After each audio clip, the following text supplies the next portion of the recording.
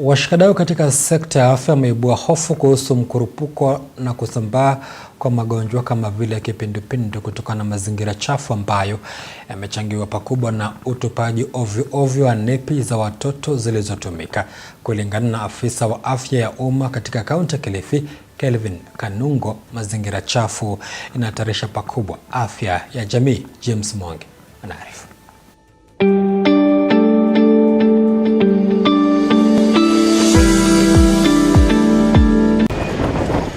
Katika maeneo mengi mjini au vijijini, taka zilizotapakaa, maji machafu na ukosefu wa vyoo bora umeendelea kuwa tishio kubwa kwa afya ya umma.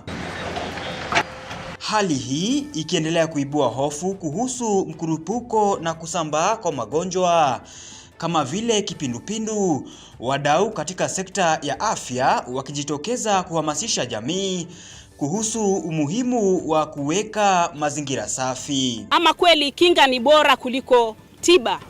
Tuko hapa ili tujue tutafanya nini na itakuwa namna gani.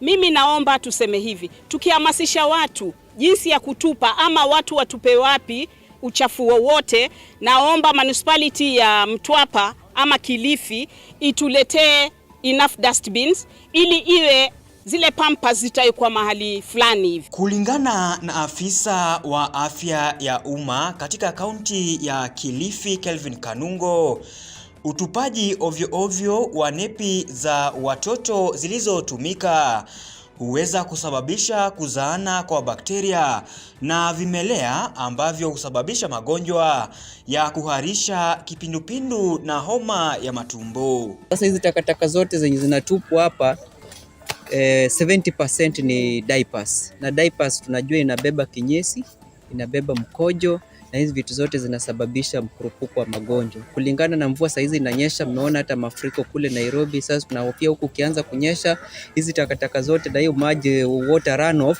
yote itaishia baharini na kwa visima, na hii watu wote wanatumia. Sasa hii watu watakapokunywa maji, wale wenye wanaogelea kule chini, wenye wanakula samaki, utakuta sasa magonjwa kama diarrhea. Wameitaka serikali kuhakikisha usafi wa mazingira kwa wananchi kwa kuweka mapipa ya taka na kuhakikisha kuna maji safi ya kunywa, huku wananchi wakitakiwa kuosha mikono kwa sabuni mara kwa mara, kutupa taka vizuri, pamoja na kuhakikisha usalama wa chakula wanachokula ili kukabiliana na magonjwa yanayohusishwa na mazingira chafu.